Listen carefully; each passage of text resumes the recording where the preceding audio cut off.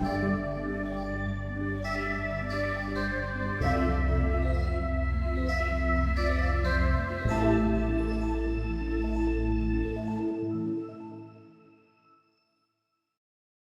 hello. Hey. Here we go again. This is Biweeklycast, episode number 61. The hosts are still here. They're still the same. I'm Dima Malenko. And I'm Slava. Today we're going to talk about feedback once again. But before that, there is a follow-up. Feedback. Yep, we do have a follow-up, and Slava already told me that, dude, you probably should not ask people to watch a 3-hour video as a follow-up. But still, I'm going to ask people to maybe watch that video. Recently, there came out an interview with Terence Tao, which people call one of the greatest mathematicians of our time, interview with Lex Friedman on his podcast.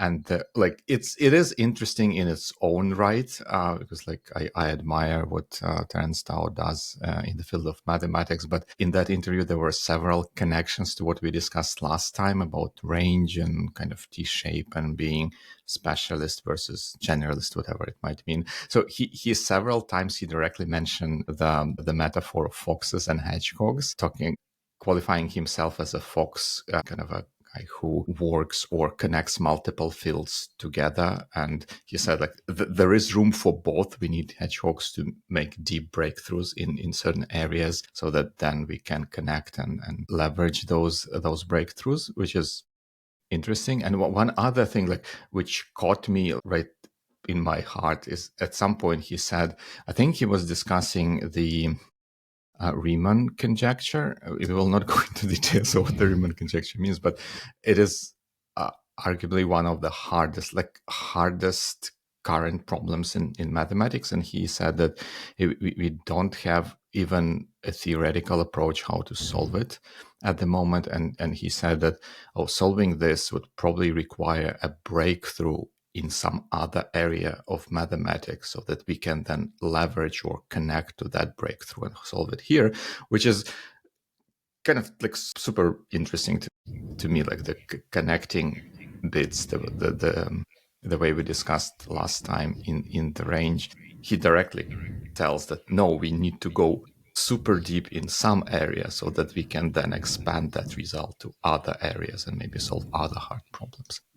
At any rate, highly recommended, especially if you are into science and maths. But even if you are not into that kind of thing, it's still very interesting to listen.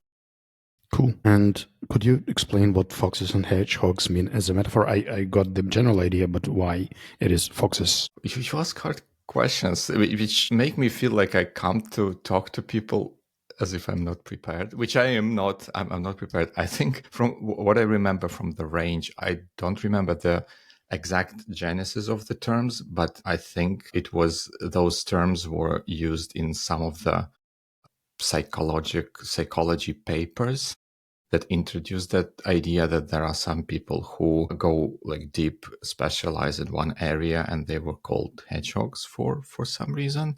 And then there were people who work across multiple areas and connect the dots, and they were called foxes. I think it might be a reference to some sort of old fairy tale or something along those lines, foxes and hedgehogs. We have our AI partners in the room with us, right? So we can ask them, can you please help us? No. We say, can you please be so kind to help us with the question of where the foxes and hedgehogs metaphor comes from?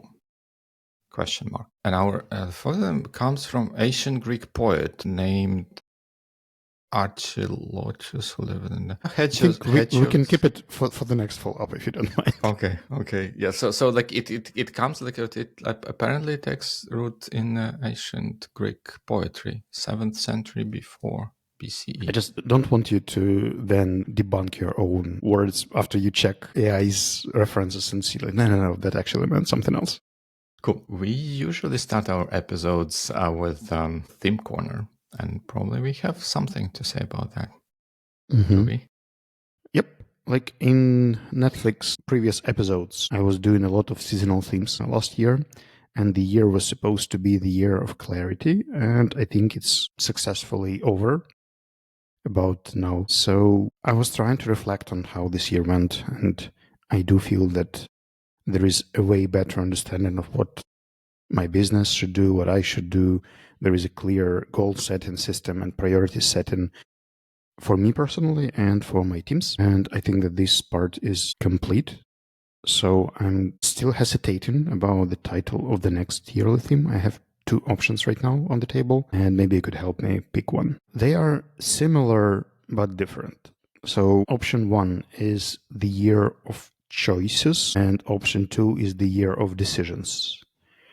Wait, no. I said wait. I meant to say, well, I think we may need a little bit more details about your thinking, what you Really? want No, to no, no. focus on. I just gave you two themes. Like, can't you help me right now? Should we have a traffic light and get people's feedback on this? So basically, I started with decisions. Like, that was my first option. And then it felt a bit wrong because for me, decision is a long process of decision making, including analytics and everything, while choice is just an element of it. After you've done all the prep work, then you have to choose an option. Like choosing doesn't really mean all the prep. And to me, decision was something that I ultimately wanted. But then the process of decision making is long and complicated and complex and etc. And all the year of clarity that I was doing was kind of the preparation work for the choices. So right now I'm hesitating whether I should keep the decisions and get some space in the room for rolling back for the preparation and analytics if it's necessary, and reclarifying some of the things before making the final choice. Just to give some context, we are about to go into strategic session season with our team. It's going to last about a month in August, and there are some crucial choices we have to make there, or decisions we have to make there. And then I think that these choices will be evolving and they will be put to a test within a year, and they will require recalibration. And I'm stuck between these two terms right now. I'm not sure if I explained the dilemma. I think it makes sense if I understand you. You have several important decisions slash choices to be made and validated over the next year, and you want to make this as a kind of theme to, I guess, to keep thinking about this stuff. Maybe before I try to offer my sort of suggestion, I think initially when you said decisions and choices, I thought that those were maybe ever so slightly different things, because decision to me feels like, oh, we are closing our options. Like we had options and we decided on something. So we close our optionality and commit to some path. Whereas when you said year of choices, like the first thing that came to my mind was the opposite, kind of creating optionality, like making sure that we have options to choose from. Somehow, like now that I'm double thinking through this, I'm not exactly sure why choice would mean more options, or year of choices would mean more options. Probably it does not, but this was the first impression that I've got from those two things. And I think can see how decisions may feel a little bit too limiting, or maybe too small for what you have in mind as a word.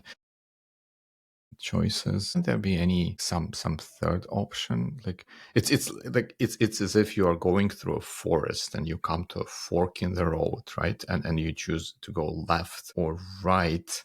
It's not exactly a choice. It's also not exactly a decision. It's like a commitment to a path, for what it's worth. Yeah, but commitment means a whole sort of other things that are not part here. I was thinking about some synonyms like verdicts or rulings, but they still sound not exactly what I wanted. I think all things being equal, and giving that I came to know on this thing like 5 minutes ago, to me it feels like choices, year of choices, or year of choosing might be, it is the best out of the other options, I think, or at least it feels to me. It has that flavor of strategic ambiguity to it, which is kind of so useful for themes. You can bend it a little bit in different Yeah, ways. now, as you said, I think that I can also fit a number of subtopics that I wanted, like some things with mindfulness and awareness, when you can choose what you want to do and working on consciously selecting things you do in this life. So I think it could be really more with more layers. All right. So we can officially announce the year of choice that starts from July. You now put a burden of success on my shoulders as well. You've been thinking about this for a long time, and then we chatted for a couple of minutes, and then you make important decisions that are going to potentially affect at least a year of your life. And I become a partner in crime. Two things to mention here. One is that if I don't like it, I can change it anytime. And second, you can't actually fail a theme. Moreover, I can still interpret it the way I like. So if I dislike the way it goes, I'll just give another meaning to it. There will be, I will use the Malenka dictionary and rewrite the word choice with another meaning. This sounds like a good plan. So shall we move to the topic? Let's try, because I'm energized about this, because what we have in our notes reads that as the title, potential title for the episode, reads as "Shall we get more feedback?" ? And it also has an angry emoji associated with it. So I'm all curious about what's going on. All right. So I think you and I have discussed feedback multiple times at different levels. We even picked feedback as one of the points, units back, I think in Kiev. In the day. Some time ago. And it seems that it's like a new iteration for me right now. I've been boiling in the topic of feedback for a year, and two things happened lately. One is that we practice open feedback circles, a practice by Netflix. And two is that the season of performance reviews for my team is coming. And there is a lot of feedback there. At both cases, I have a feeling that we lack straightforward, something that is named constructive feedback, and we tend to focus on supportive feedback way more. And when I encourage people to provide feedback, probably we should roll back here. These open feedback circles are collective, like group sessions where everybody gives feedback to everyone. And back in Savvy, we come together as a team, like 4 people, 6 people, and everybody can hear what other people think about each other's performance, work, and we encourage them to be as straight as possible, as long as they follow this A framework, which basically means that people who give feedback should keep in mind that they want to help. Aim to assist is the first A. And the second is to make this feedback actionable, not just leaving people with an emotion or confusion, but suggesting some things. And then people who hear this, they should appreciate. In our understanding, appreciate doesn't mean, oh, thank you, but it means showing that you understand. And we rephrase what we've heard, like what people intend to say or what they're saying. And then people accept or decline or take time to think. So you don't necessarily have to deal with all the feedback. You just show that, all right, I can see that you imply that I should do this. I agree or I disagree, or let me think. And that's it. And in the balance of all these things, I feel that we give a lot of supportive feedback. It's like 75% of time. And when it comes to constructive feedback or corrective feedback, it's not as root oriented. Like it feels a bit cosmetic to me. Like, oh, could you please do this? Could you help me here? And most of my team refers to the issue that they provide all the corrective feedback in the process of work. Like something happened, they give this feedback, and what's the point of repeating it over at Open Feedback Circle again?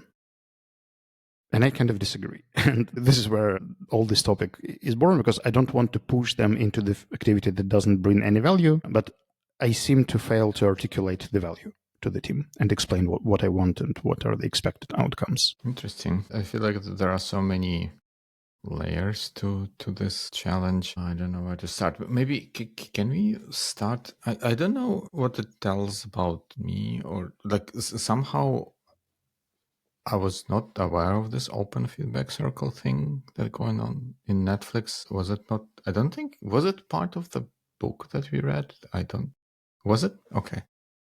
This is actually where I got into this topic. Like, it's because of our book club that we launched it in Savvy. But was it there for like executives mostly or throughout the company? It was described as the culture overall thing, that they do open feedback circles across the teams. Cool. Yeah, I think so. You can now say that it tells more about me than anything. I don't know, like, maybe can we first dive a little bit into the expectations and the results you want to drive with this process, and how do you think the open nature of this kind of feedback should contribute to that?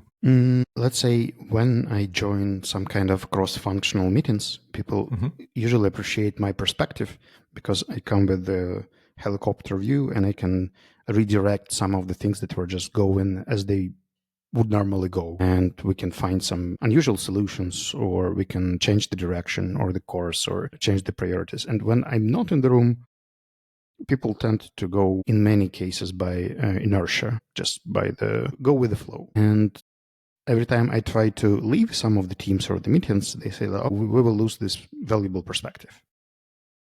And for me, this open feedback circle practice and performance review practice are the ways when you can look at somebody's work or performance, not from the weekly or monthly perspective, but zoom out a bit and see how things are going in general and provide a different sort of feedback.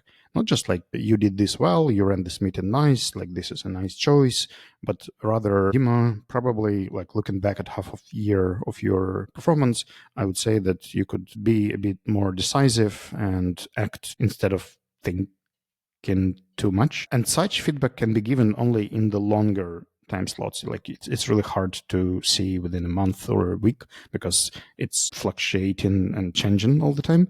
But after observing someone for half a year, you can totally see some macro trends and tendencies and talk about that. For me, this is an amazing exercise to zoom out and to suggest the corrections of the course on strategic level. Strategic, I mean, not in the business level, but macro changes. No, I totally agree with you. Like, there are certain, like, this kind of longer term, I don't want to say evaluation, but long providing feedback on a longer cycle, like half a year or year, allows to focus on things that all of us do consistently. And if we consistently do something that's not helpful for the team, for us individually, yeah, it's great to provide that kind of feedback, and it can only be done at a longer time scale. I think we are in full agreement there. And one of the upsides of this format is that people hear feedback of other people and they can evaluate what they feel about it. For instance, somebody gives me feedback that they get enough feedback on their work from me. And somebody looks at their work and, I think I don't get enough feedback. They were not even thinking about that, but when they heard somebody referring to this part of our cooperation, they say, oh, that's probably what I should think. Or somebody says that I criticize too much, and they can say, oh, well, you criticize me as well. Let's slow down here. Moreover, sometimes they can feel very good about working with someone, but then other people could have the opposite experiences, saying like, oh, I think I have troubles here, we are too slow here, this is not working for me here. And they can re-estimate their own understanding, like whether things are actually fine or they're just used to these things, and that's normal. It's not helpful, it's not useful, it's not developing, it's just as it is, and I like it the way it is, let's keep it as is. But it's probably different, and it comes to my definition of feedback. In my understanding, feedback is the message aimed to improve performance. And by improving performance, I mean not only correcting things, but also highlighting good things. Like, please keep doing this. This is nice. Keep it up. As well as, here's an issue. I don't know how to fix it. Could you please think how to fix it? That's also a message aimed to improve performance, and many other ways. But like everything else, I don't refer to feedback. So when people just criticize or share their opinions about some situations. Like, I know that many people in tech teams, they consider feedback as any reaction to anything happening. In my case, like, it's a way more narrow term. But with that definition of feedback message aimed to improve performance, would you agree that it is focused on, like, this whole thing is focused on an individual and improving their performance as opposed to improving cohesion in the team or group or the company or anything like that? Is the primary goal of this whole exercise, no matter how it is implemented, is the primary goal to provide actionable feedback for an individual, for them to be able to improve their performance? Yes, I think it is way more individually focused than, for instance, retrospective meetings. Retrospective meetings are process-oriented, open feedback circle is person-oriented, but since I'm a manager and most of my performance are managerial sorts of activities, they do impact a lot of people and different teams and a number of processes as well. I think in my specific case, it's cross-connected. Yeah, I think that this perspective is important for this whole process, and maybe it will come up throughout our discussion as well, like the focus on the individual. And one of the issues that we faced on our latest open feedback circle is that there was a person in our team who felt that they've been getting too much corrective feedback lately, and that this open feedback circle is irritating because they reiterate what they already know, even though I haven't heard it. Like, for me, it was something new, and I'm sure that some other people in the team also haven't heard it yet.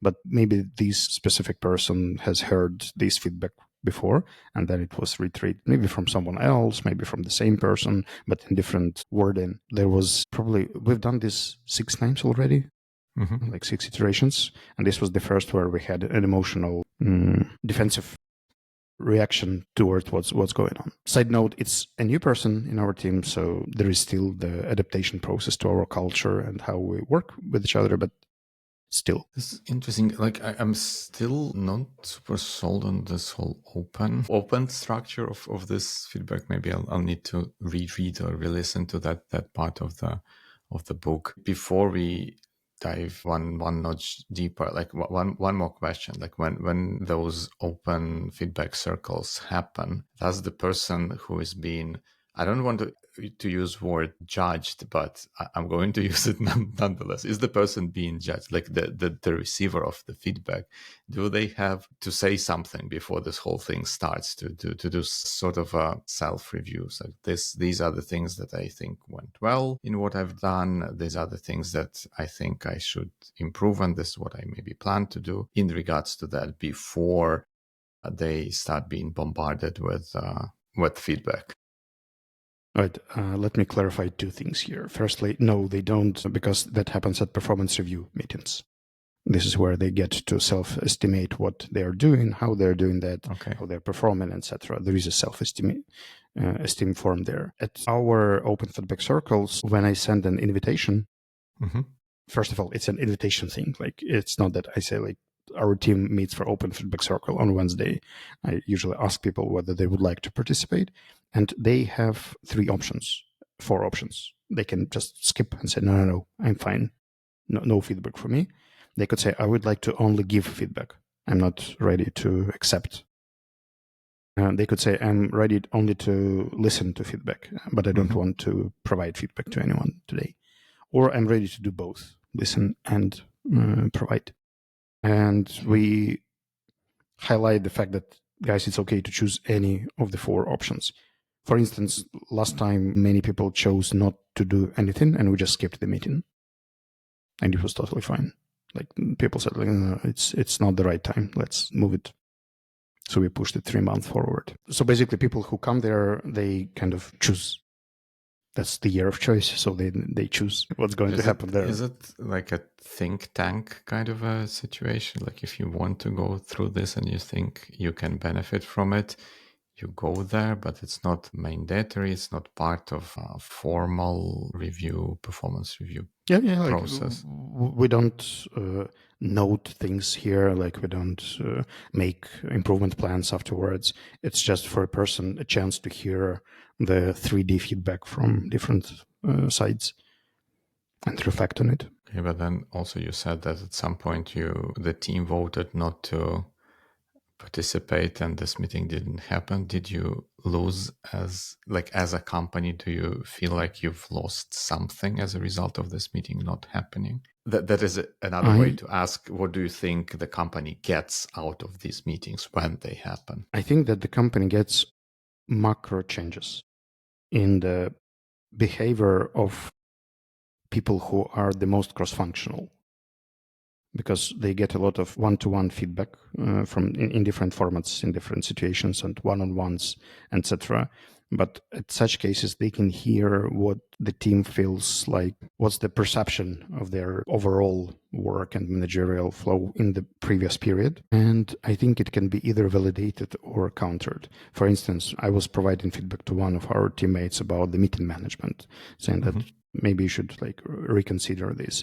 And then a week later, she gets very supportive feedback about her meeting management from another participant, saying that she managed one of the greatest meetings he has ever been to. I'm not sure these things are correlated, but it's just the matter of perspective. She could either come and clarify my expectations from the meetings to see how to arrange meetings with me, or she could double check how other people feel about that if it's an issue. But it's an input point that could be used afterwards. I think that if the points are not tactical, but more high level or even cross roles, because for instance, in my team, I'm the CEO, I'm head of biz dev, I'm a consultant, a strategic session facilitator, and people see me in all of these roles. Moreover, they sometimes see me outside as a podcast host. They see me as a community manager at L&D community and event host at some other areas.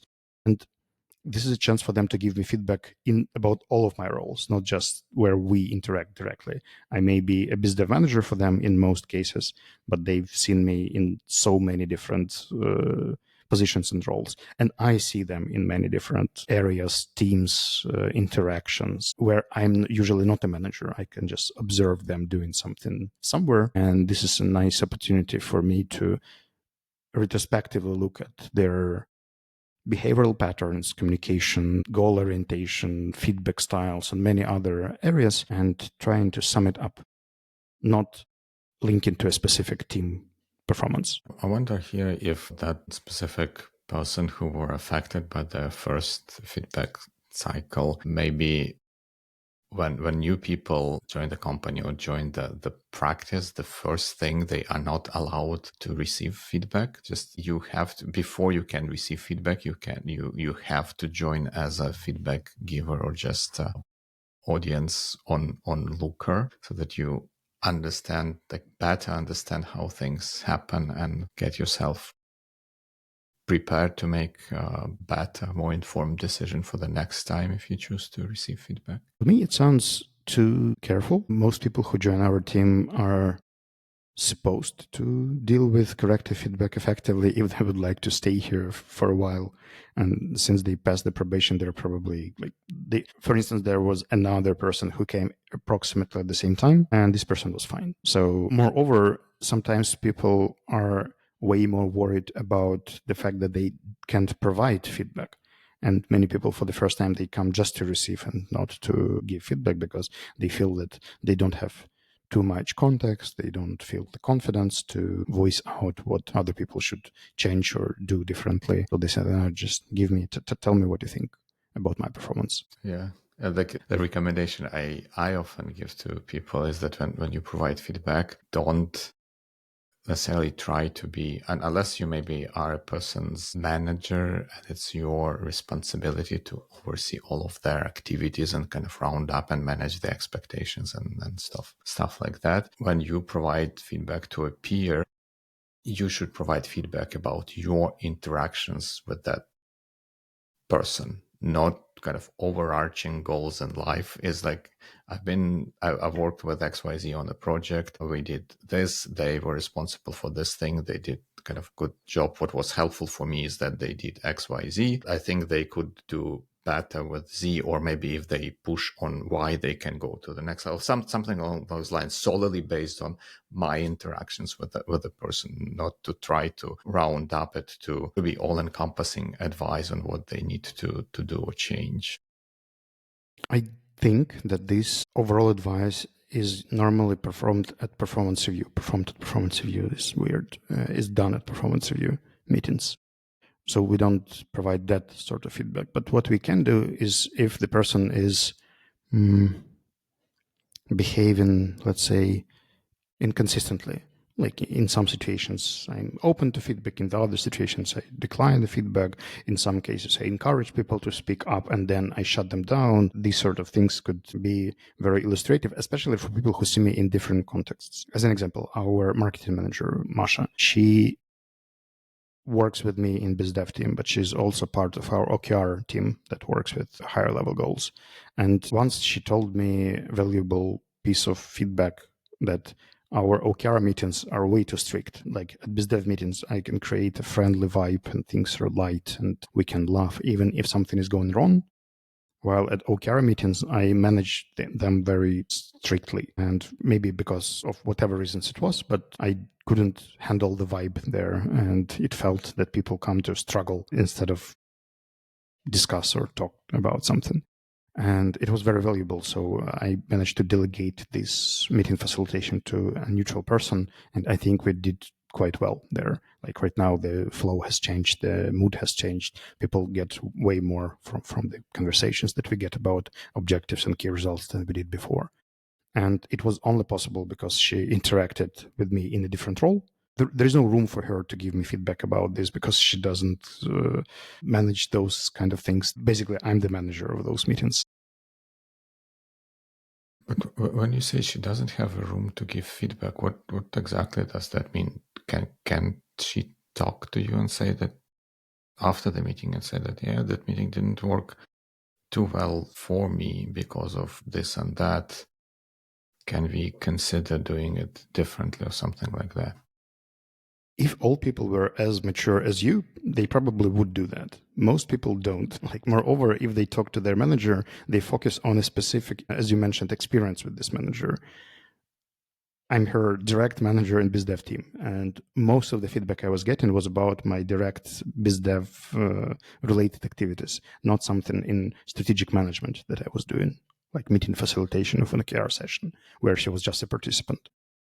My partners give me feedback on a regular basis. Some of the senior managers, they also do that quite a lot, but I would like people to do it. Like, for instance, some of these meetings are recorded and we encourage other savvy people to watch the OKR updates and see how things are done here. And I would like to hear from them. Like, I think it's really nice when somebody just watches something from the side and says, I think like this could be improved, or like, I feel that we could use more context here, or we could change the approach to this.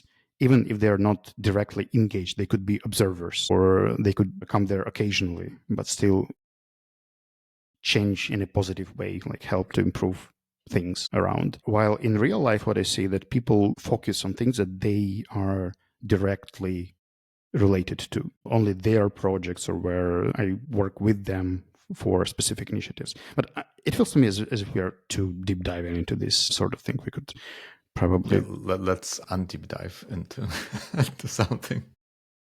One of the things I wanted to ask you is whether you would agree that the all this radical candor topic about like be as straight as possible, it's also part of the Netflix book, if you remember, is normally just an excuse of being unkind, like just go and without thinking say whatever you think whenever you want, or there is a deeper meaning behind it? It's a surprisingly tough question. I think that there is, I would say that there is a little bit of column A and a little bit of column B as well. I can easily see how one can use this radical candor idea as a kind of a wild card to unload junk on people of masquerading it as a radical candor.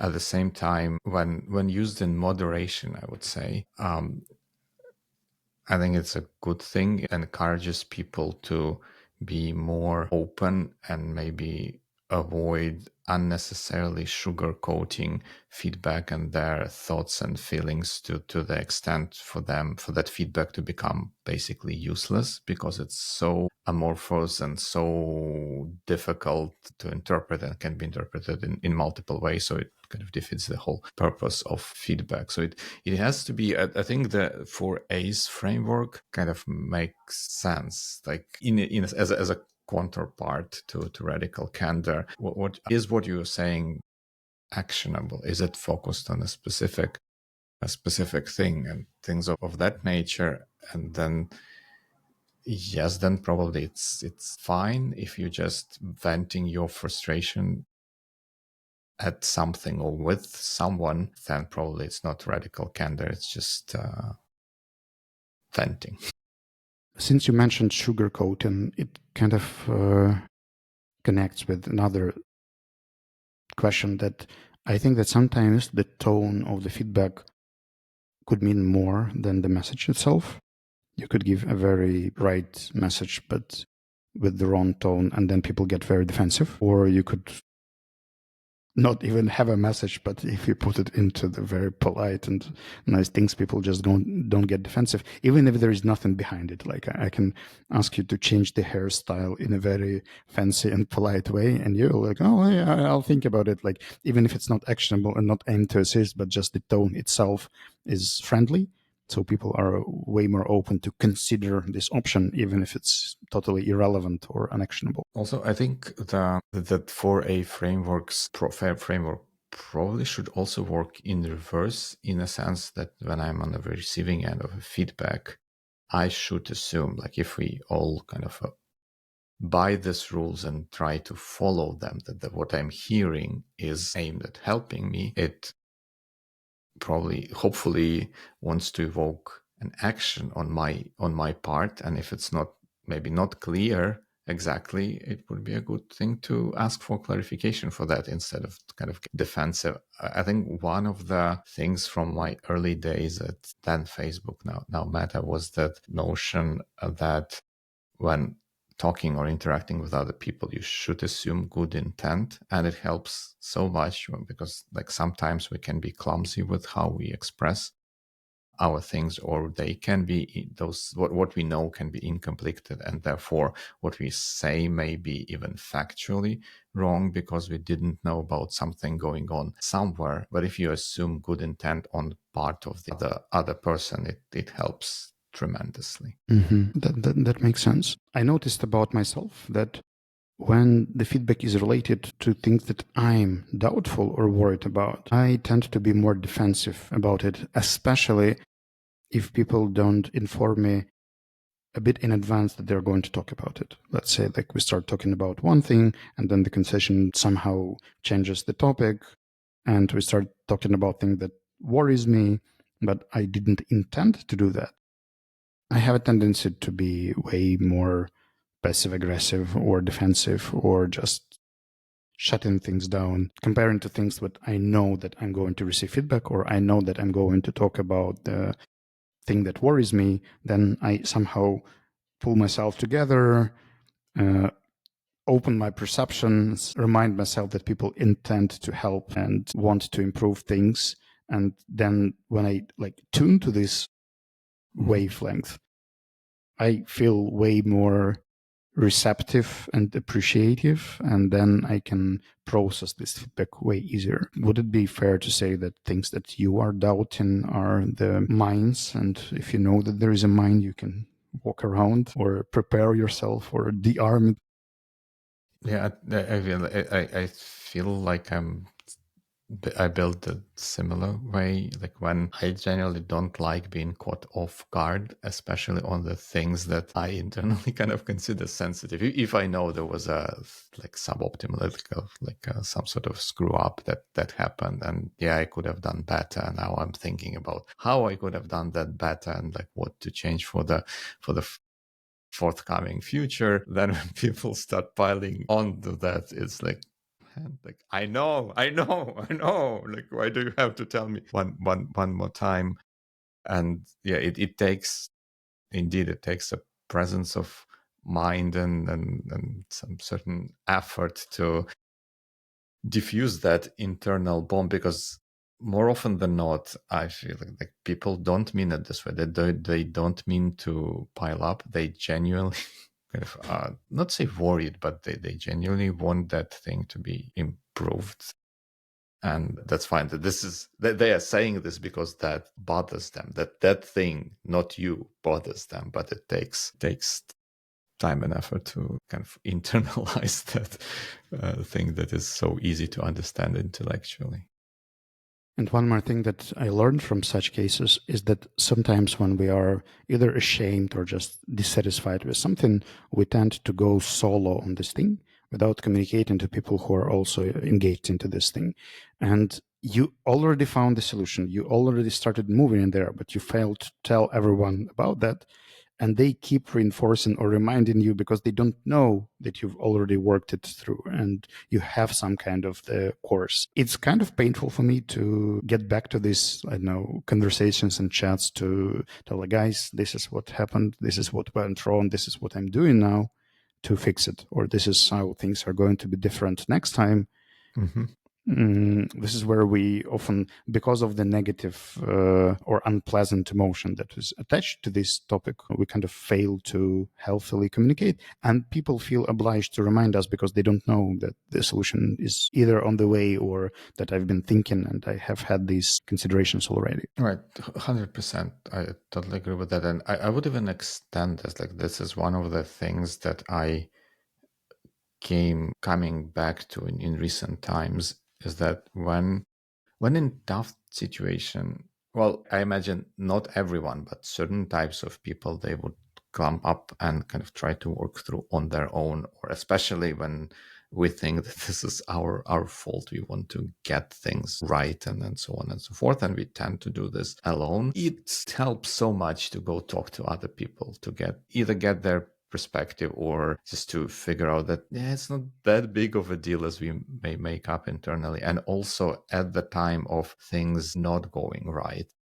talk to other people. Like, they maybe can help you fix them, or they maybe can help adjust the seriousness or priority or severity of the situation. Like, talking to other people surprisingly does help a lot. Who would say? If we circle back to one of my concerns, that if we don't do these feedback circles, we kind of lose the valuable insights. Let's imagine a situation when people answering a direct question, like come to Masha and ask Masha, what should I do better as a manager? Masha says, no, everything is fine. On one hand, everything could actually be fine, and I shouldn't really push into that. On the other, it could be just the avoidance of giving me the corrective feedback, or Masha didn't have time to think about it, or doesn't see the perspective that I'm asking about. Like, she doesn't estimate me as a manager. She focuses on herself, on her performance and her team, instead of just providing feedback to me. What would be your approach to distinguishing whether things are actually fine or people are just silencing or avoiding some things because they don't know or because they don't want to say? I'd say we cannot know why people do something unless we get into their brains, which we don't have means to, at least now. Fortunately. Right. And then what I would say is that you can sense that some things are off by feedback being non-actionable and non-specific. So if everything is fine, kind of doesn't tell you anything almost. No, I mean, I get supportive feedback. Like, this is what I like, this is what I like, this is what went well. Right. And on the direct question, like, what can be improved? No, nothing. Then I would, from my experience, I would generally tend to interpret this like I could not have been bothered by this. And for whatever reason, I'm not comfortable saying that I can answer your question, and we resort to the best default answer that doesn't get us in trouble. And saying like everything is fine is the most default version of the answer that doesn't get someone in sort of trouble or does not put them on the hook for more work or something along those lines. So I think like I would interpret that as default answer and say that they don't have, it's not that everything is fine, it's just that they don't know, they didn't think about this at all. And what would you do after that? Like you get this default answer and you would like to follow it up or get the proper answer. I'll try to, in general, I feel like in many situations, this situation included, getting to specifics is what helps. If you feel comfortable and you feel like it may be productive to ask was like specifically what are the things that you like, what are the things that you think are going well, but people can still dodge those questions by saying like all of the things are well or something along those lines. Or I like how you button up your shirt when you go into the meetings. Yeah, that's kind of specific, but it's irrelevant to the question. Or you can try, or what I would try to do is to kind of give specific example and ask them, was it helpful? Or I tried this new thing in the meeting. Was this helpful?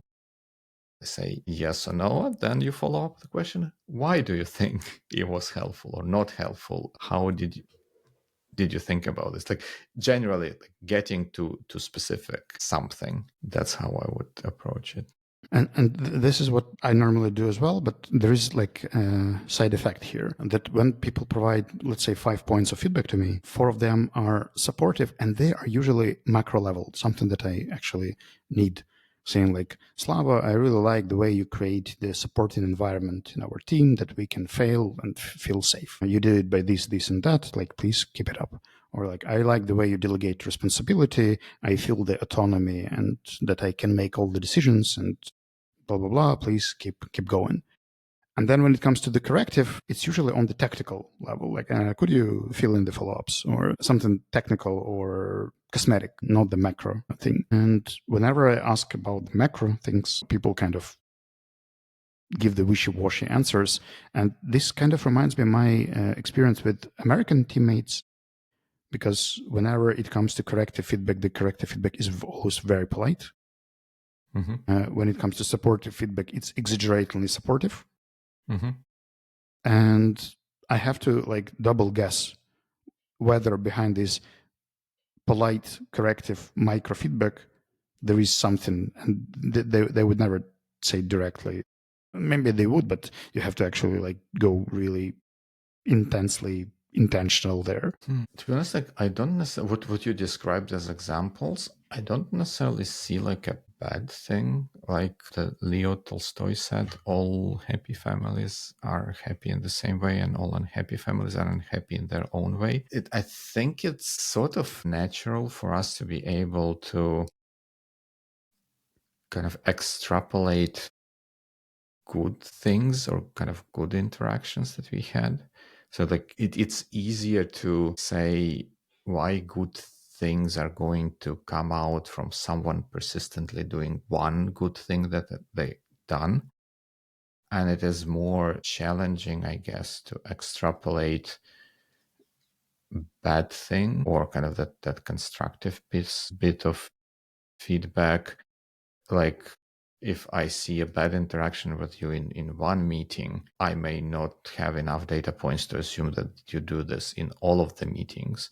And it's kind of more fair for me to provide feedback about the thing I observed directly. And then I feel like this is already good. If there is a specific thing given and specific correction sort of requested, that's great. And then it's on you or on the person receiving feedback to connect the dots from multiple people and see this guy says this gal said similar thing about, there is something I need to reflect and figure out how to change. I agree. But my concern here is that if a person has enough data points to give me supportive macro feedback, probably one could also provide me corrective macro feedback about some things. Can you give us an example of what you would consider good corrective macro feedback? Like, let's say, Slava, the projects you manage lack clear expectations management and roadmaps.